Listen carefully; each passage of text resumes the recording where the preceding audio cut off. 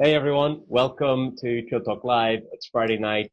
I'm Aaron Schimmons, and this is Ricky Wayne. coming to us from Leitrim. Ricky, it's great to see you. How you keeping, mate? I'm good.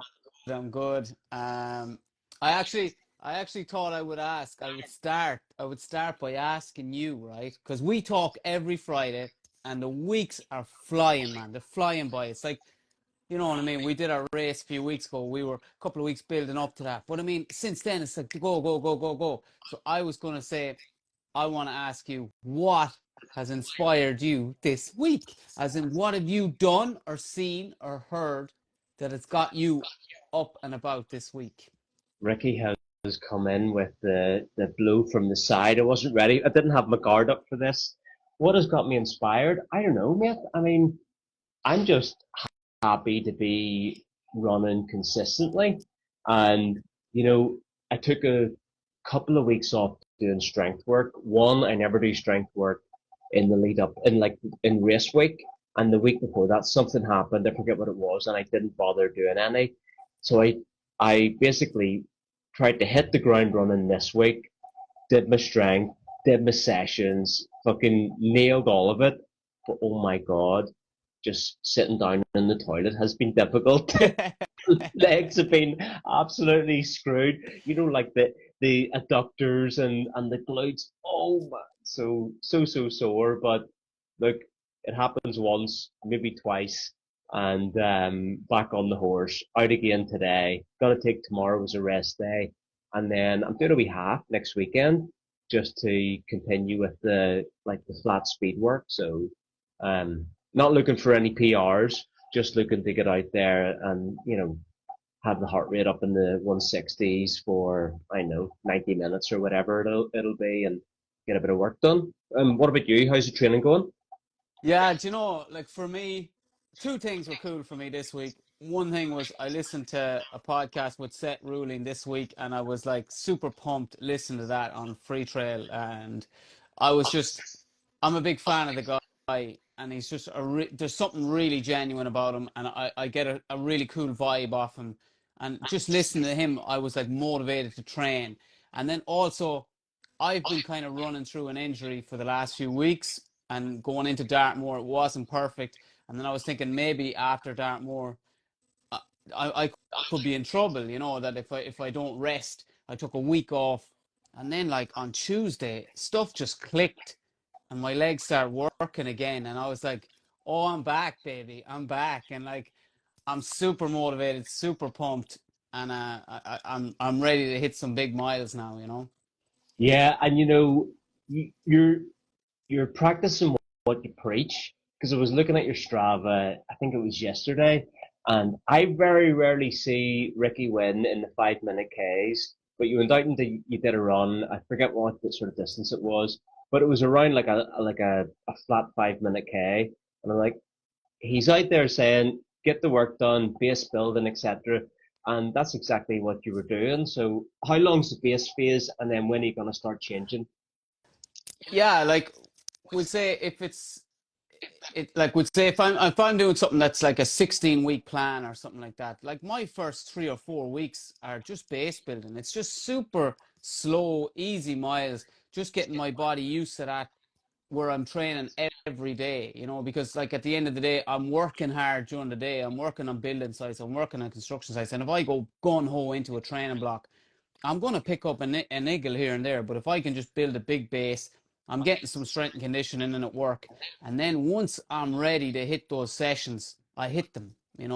But like that, I always am good at leaving that ego at the door, just putting down some 5, 5, 10, 5, 15 even. You'll see that. And like for me, that's really slow. That's really easy. But there's nothing wrong with that easy effort, like it's all relative. Let's say it's somebody else, someone new to running, and they're saying, yeah, but that's five.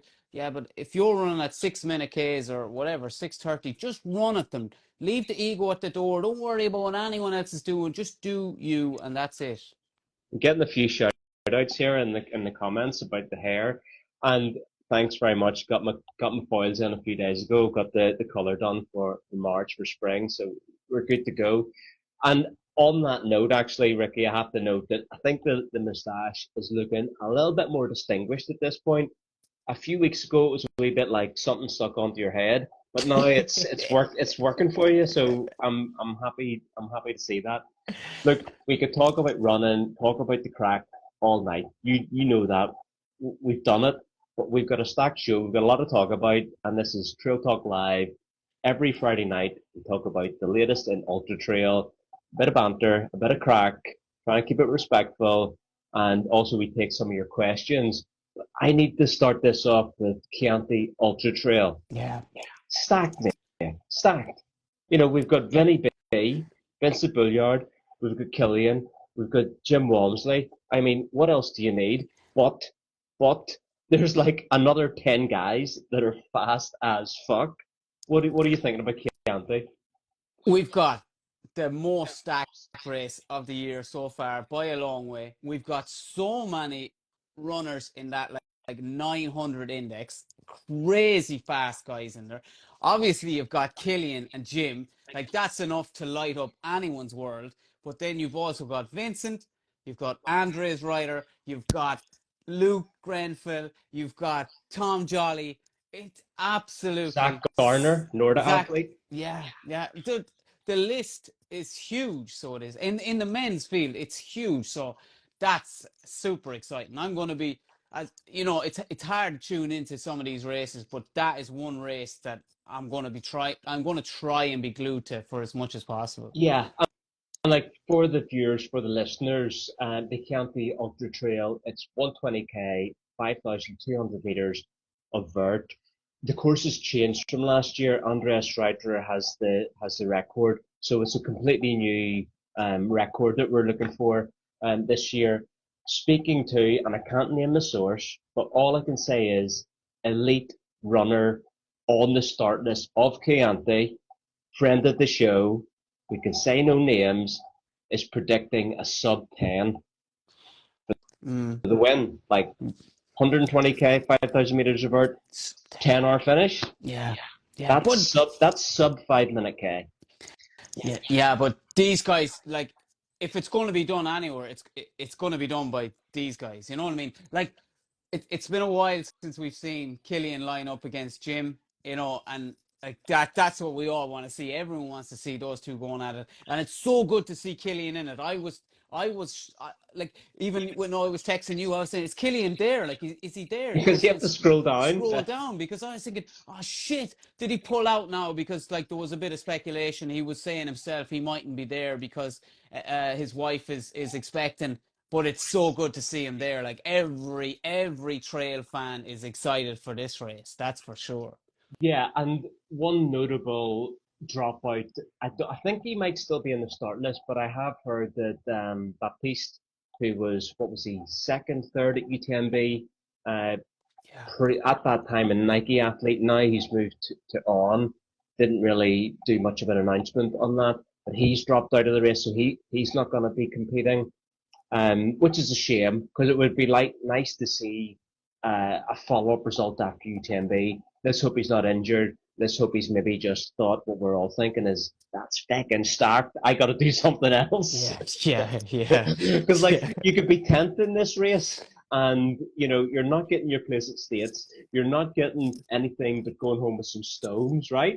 That's like that is it. Like I don't want to diss anybody, but unfortunately for most people that signed up for that race that had expectations of winning or podium or getting straight back to UTMB or getting into Western States, when they saw a certain few lads sign up, they were like, oh man, is it even worth doing it? But fair play, they're all there. They're there and they're going to give it a good show and it's going to be deadly. But I mean, bubbles got to be burst, you know? What I love about it is we can speculate all we want, but everyone is in agreement. Jim is only towing the line because Killian's towing the line, and Killian's going there because he wants a ticket for States because he knows that Jim is racing States. So it's like two guys going, I want competition. You're the best. I'm the best. Let's fucking have at it. And I love that. Yeah. It's like the pre-state states.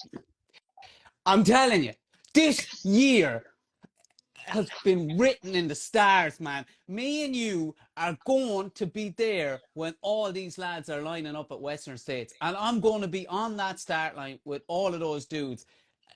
I'm telling you, it's going to happen. I just know it's going to happen, and everything just seems to be lining up. And this race is just even the cherry on the top, almost. You know? Yeah, it's going to be exciting. So as far as the course goes, like whenever you look at the profile, it looks like it gains up 5,000 meters through gradual, just basically undulation over the course of the over the full course. But that's not actually the case. I have heard from our elite insider, unnamed fan of the show, that the intel on this course is actually the climbs are punchy. So it's not like undulating and then it accumulates again. It's punchy climbs. So that's interesting as well, because that actually plays into a different type of, I wouldn't say maybe muscle group's the right way to put it, but think about, that's more of a power game than Yeah, a running game. yeah. I think if it's all out running, like if it was an all out running race, I'd be saying, okay, my money's on Jim. But if there's punchy climbs in it and some technical running, some technical downhills, then I'm slightly leaning towards the goat. Like that Killian is the master of running uphill and downhill super fast. So yeah, it's definitely going to be exciting. Like, Never vote against Killian. You can't, I no, mean, it's hard not, like, what would you do? So, yeah. do we want to go out there as we close out this segment on Chianti? Do we want to speculate on a top three? Let me just throw something out there before I put you on the mic for this. I think this is going to be a race of carnage Yeah. because Yeah. how could it not be? What are the ingredients for blowing up, racing too hard? What creates that ego? What Mm. creates that competition? So we see it all every year at UTMB. So I think we're gonna, have 10, 12 guys who are very strong, a big front group, and we're just gonna like end up with probably 4 or 5 guys at the finish who are in that 900 index. So throw out some knowledge bombs, Ricky. Oh, I don't know, man. I don't know because like there's so much weight on this race, I think, and I like there's people I want to win. There's people I want, but I could see something like the scenario where Jim, who I would like to see win it, right? I would like to see Jim, fellow Hoga athlete. I would love to see Jim win it, right? But I can just You see. have to say that. Yeah, but I want, like, look, I'm a Jim fan all the way. Are I'm you a a Jim Killian fan fan more as than a well. Killian fan? I'm a Jim fan more than a Killian fan. Oh Yeah, my I God. am. We I might have am. to fall out. But the only problem is I can see Jim pushing so hard because Killian is pushing Jim so hard that Jim mightn't even finish in the top three because he could blow up. That could be that kind of a race. I know Jim is more experienced now than what he was a few years ago, but I still can see that. I can still see Killian doing that to Jim, if you know what I mean. It's like another athlete, maybe not. Maybe Jim would be a little bit calmer or more strategic. But if Killian is on your heels, oh, I could see him. I could see him blowing up. So I think Jim's either going to get the win or he's going to blow up. That's kind of how I see it. Like I don't see any other finish for Jim, only the win or DNF. All right, I'm coming in here with a hot minute, but before that, everyone that's viewing live, give us your hot takes. How do you think this is going to play out? Are we looking at Jim? Are we looking at Killian? Are we considering others? Maybe these two guys are going to blow themselves up. Let us know in the chat. We will want to know what you think. Personally, at 120k, 5,000 meters of vert, I don't think, like, I think those guys are fit enough to hammer Mm, that. Like, I think that'll be over before, like, 10 hours. 10, you know yourself, like 10 hours doesn't, that's a short race. yeah, Whenever you're training for ultra trail, 10 hours is short. Like, you think about their A goal for the race, it's going to be like a sub 20, UTMB. This is half of that. Mm. In distance, in vert, you know, it's at a nice time of year. They've not had to train massively through the winter. I don't know, like, I would never bet against Killian, but this is a course that suits someone like Jim. Mm. It's not a mountain course. Like the Chianti as a course is very, like, think of the vineyards, think of the rolling hills of the Tour de France. That's this type of sort of terrain, or these type of climbs, like lots of hills, some big punchy climbs and things. But we're not talking about a mountain race, which is, you would go, oh, it's Killian. Yeah. But it also depends on how fit lads are. Like, I know you're saying they haven't had a heavy winter, but it all depends on, it's only March.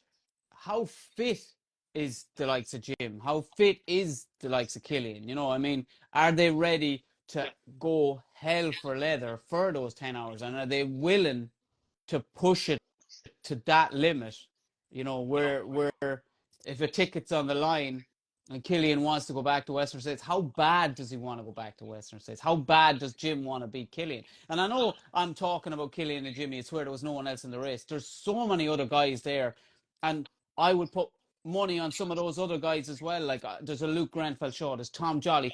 These are serious runners that could like completely surprise everybody. But it's hard to see past Killian and Jim. And like, again, I'm not even mentioning Vincent, and Vincent won UTMB, but at the same time, it's Killian and Jim. How do you see past either of those two? Do you think the fact that Killian doesn't have a carbon plated shoe is a disadvantage in this race? Because I think it does. Yeah, always. Like, my view on carbon plates with anything runnable. I think, like, if it's anyway runnable and you have a carbon shoe, the shoe is doing so much work for you. You have to do a lot less on the uphill and a lot less on the runnable stuff. So it's definitely a disadvantage. But then again, it's fucking Killian. I don't think Killian needs a super shoe. Killian could do it in his bare I feet and think still the arch of podium. his feet are Yeah, carbon. yeah, probably. Yeah. All right, we've taken up a lot of the show on Chianti, and it's been a lot of fun. And obviously, we're going to be back on this before we move on. I see Chrissy mentioned in the chat about, have we done any Strava digging? I mean, not anything specifically. Jim does a lot of Strava dart. Killian, it seems to be, he's doing a lot of stuff either outside or on Zwift on the treadmill. And it's great that he has that public, but I mean, I don't think there's many insights that we can gather from that, because we don't know what are we seeing at all. But we know that they're gonna arrive prepared, and it doesn't look like, based on the stuff that Killian's doing, that he's carrying or limping into this. So exciting! Yeah. Like, we're here for the vibes, we're here for the hype, and this race is delivering it. Um, as a spring epic race. So looking forward to that. We should have named this the Chianti Special. I mean, we still can. Yeah. Everyone, thanks for tuning in. This is Trail Talk Live every Friday night with me and Ricky. We talk about the latest news and gossip and banter in the sport of ultra trail. Catch up on Instagram, YouTube, Apple, all of those places from tomorrow. When this finishes, I go into the studio and get it edited and get it published so that you guys can listen to it on your run in the morning. So if you can't stay for the rest of the live, that's where you can check it out. While you're there, drop us a review on Spotify, leave us a comment on YouTube. We appreciate it. It helps us kind of reach a larger audience. Ricky, let's move on. I want to touch on some athlete moves. The Trail Talk WhatsApp has been on fire this week. I mean, fucking fire. And I like to call them the Trail Talk detectives, because they've been doing some proper work. First off, we need to break the news that Riley Brady is signing with Mm. Nike. I mean, there's no other place that she's going. We've not we, because the Trail Talk detectives is not us. We're just part of the group. But they have found the jacket, found bits and pieces that have been worn by Riley, and first off, it's a certainty. What do you think? Like they've signed with Nike, and first off, I'm really happy that they've signed a contract. So I think that's cool. Yeah, just a shout out to the Trail Talk detectives. Like, it's incredible the lengths they go to find stuff. It's like clicking images and going in on images of images, and they're blurred, and they're trying to work it out. But you know what's really bad is that I'm usually seeing some of those texts light up on my phone on the drive home from work, and like I'm just glancing at it, and I'm like, I need to look at that, but I can't because I'm driving and I'll fucking crash. It's dangerous. So just relax, lads, because it's a bit mental at the minute. Like, and there was other ones coming in today, but solid work from the Trail Talk detectives. Definitely solid work. And what do you think of Riley signing with Nike? Yeah, Nike's a funny one, right? Nike is a funny one because like Nike on the road, yeah, you'd be thinking, okay, they do a lot. They do, they're huge. They're huge on the road. On the trail, a lot of people have issues with them that they don't do enough for the sport and they're more just about like selling shoes and stuff. But I still think it is Nike. I still think it's a huge company, huge brand. And I think it's very, very good. Well, I'd like to think it's very, very good for Riley. And I'd hope that she got a really good deal because just because you sign with Nike doesn't mean that it's a good deal. Like, so I'm hoping it's a really good deal for her because she deserves a really good deal. That's kind of my view on it. Yeah, well, they've sort of said that they were holding off for like something that was adequate to support their sort of athletic endeavors. So I think they got the contract that they're after. But I totally agree with you. Like Nike doesn't put anything into the community. They don't like I forget who it was, but mentioning in the WhatsApp earlier today. Great point. They are not sponsoring any races. What are they doing with the run community other than jumping on the back of some of the city run clubs to get their brand out there? So yeah, there's a bit of a funny feeling there about Nike, but ultimately I think the headline for me is the fact that Riley has signed, and I'm happy that they're getting some money, getting Yeah. some getting some backing from brand. Yeah. My other issue with Nike is like I don't think they make fantastic shoes. I don't think that their shoes are anything special, compared to like I know on the roadside, yeah, they've got one or two unbelievable super shoes that haven't been touched really. But on the trail side, they haven't done anything special and it's like when are we going to see this amazing shoe that Nike could possibly make, but it doesn't seem to be coming. So when I see an athlete sign for Nike, I think, yeah, it's great you sign with Nike and it's a big name, but what have they got on the trail side that's special? And I don't know, I think we're still waiting for that. Yeah, I think we might see something. I think we might see the Ultrafly 2 coming around states because they do have form of kind of going that guerrilla marketing approach of launching a shoe around states, even though they're not Yeah, sponsoring it, even though they're not, yeah, they give out loads of Ultrafly ones a year, like a couple of years ago, whenever Terex were launching the Aggravate Speed Ultra, which was kind of like a shitty move from the biggest company, the biggest shoe company in the space. So, I mean, Nike do better, Riley, well done. Exactly, exactly. I wanna emphasize that as well, that we are really happy for Riley because she's class and she deserves good things. So yeah, Nike do better and congrats, Riley, and I hope you make some big money. Yeah, some coin, some coin. Look, we're coming up on our 30-minute time limit. There's a couple more things to tackle. We've another announcement. She's been teasing it for a couple of months. Sabrina Stanley, Mm. like, was Yeah, a but was a Terex athlete, dropped a reel today. The Trail Talk detectives have been deep on this. What do you think? that was the drive home that I nearly didn't get home from. Okay, that's what that was because it was all Sabrina in the chat. So yeah, we're going to hear about this on Monday, and I know there was a few there was speculation going around on who it could be, but even for me, I still don't know, because we saw images of what looked like a Hoka shoe, and I think it definitely was a Hoka shoe, right, that she was running in, because it was Yeah, either a Challenger or a Speedgoat, because I know that shoe and I know the color of those two shoes, and it was definitely a Hoka shoe, but I don't think it's Hoka she's signing with, as far as I'm aware, it's not Hoka she's signing with. So what do you think? you're safe. You have not gained a new teammate in Sabrina Stanley. Chatting with her on Instagram and threw out the fish, see if I could get a bite, and I did get it confirmed, not through certain language, but basically she was like, "Go ahead, stick it out that it's Hoka and make sure you tag them," as in Mm, like it's yeah. not Hoka. But yes, Yeah. you're right. Like that shoe in the reel is a Challenger or Speedgoat in a male colorway, right?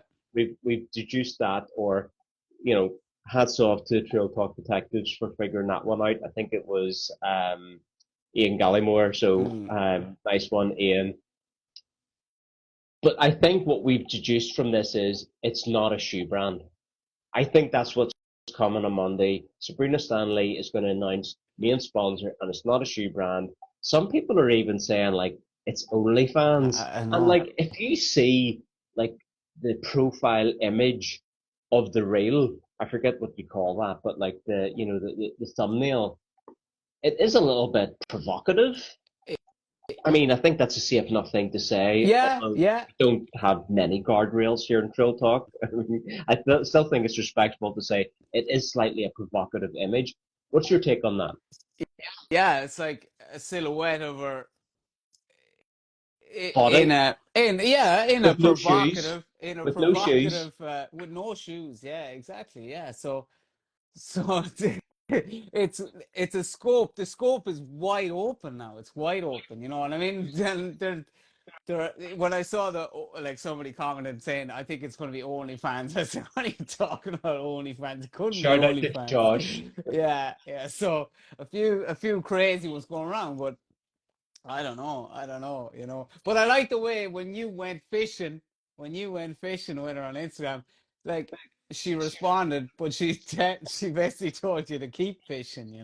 Yeah, So I like that. I enjoy that. I did get like an inkling that when I said, well, we know that we're kind of leaning that it's not a shoe brand. I did get some positive reinforcement in this statement. So Mm. look, we'll leave it at that. We're going to find out Monday. We're going to talk about it next Friday. Yeah. So, I mean, we're here for the hype. We're here for the speculation. And look, this is great for the sport. Like a bit of hype, a bit of chat about trail running. Sure, we love this type of shit. We've come to time. But I do want to include one other thing, Ricky. Let's run over a little bit. We might get a bit of stick for going over the 30-minute time limit. I want to talk about this bad boy here, the Norda 005. I'm holding it up on the camera for anyone that's listening on the audio feed. This is a freshie, fresh out of the box, hasn't been worn, brand new.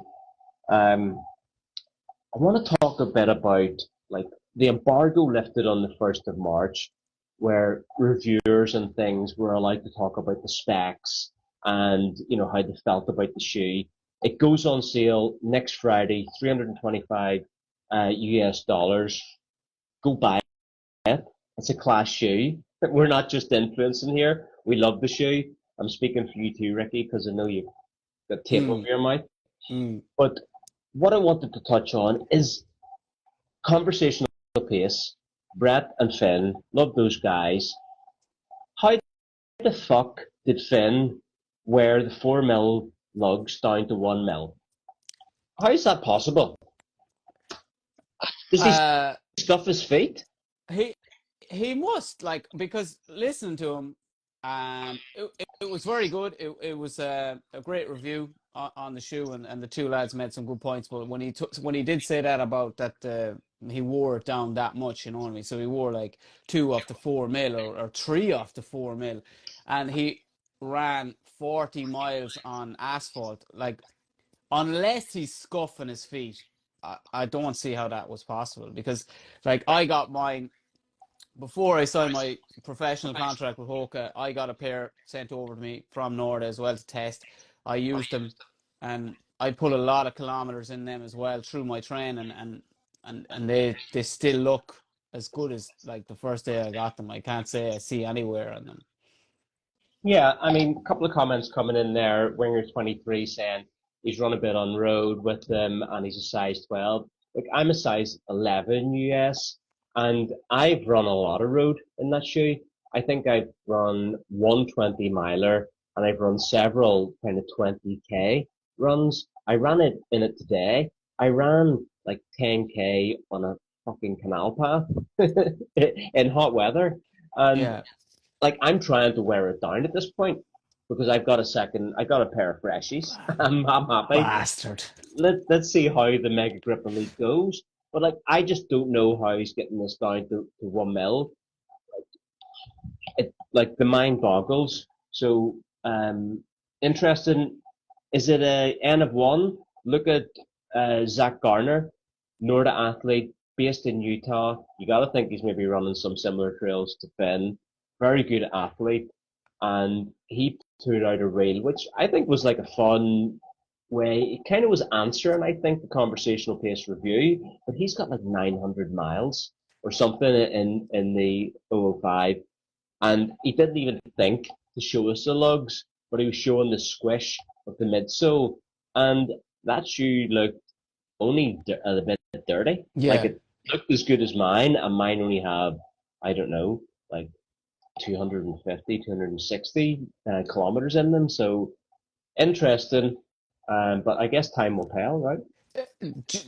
Just on that, I said it to you earlier on in a text message, but like I've watched a lot of shoe reviews lately, and a lot of them are coming out of America or coming out, they're coming out of somewhere in America, and all they talk about is the fact that people want to know how they drain, and do they drain well, and they're all saying that they haven't got a chance to test them in water, or they haven't got a chance to run on wet trails. Humble brag. All we do is run in water and wet trails over here in England and Ireland. That's all we do. So I can confirm they drain pretty well. Like, I run in swamps, like, so I wish I had that complaint that I didn't get wet feet every time I went for a run, but that is not the case. It's so true. Like I would say the biggest comparison I have is comparing the 005 to the Prodigio Pro La Sportiva.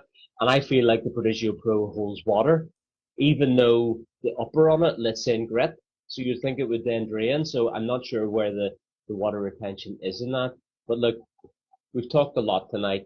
It's been a bit Mm, of crack. I've mm. loved it. I would like to know what people think of the 005. Are they considering this shoe? Give us a comment, drop it on YouTube, drop it on Spotify, drop it on Instagram, wherever you watch this, view this, whatever. Ricky, will we call it time for this another Friday on Trail Talk Live? I'll have to go and get a run in. So yeah, we got to call it time, man. All right. Everyone, thanks for tuning in. Enjoy the rest of your day. And Ricky, mate, I'll see you See you soon. soon, man.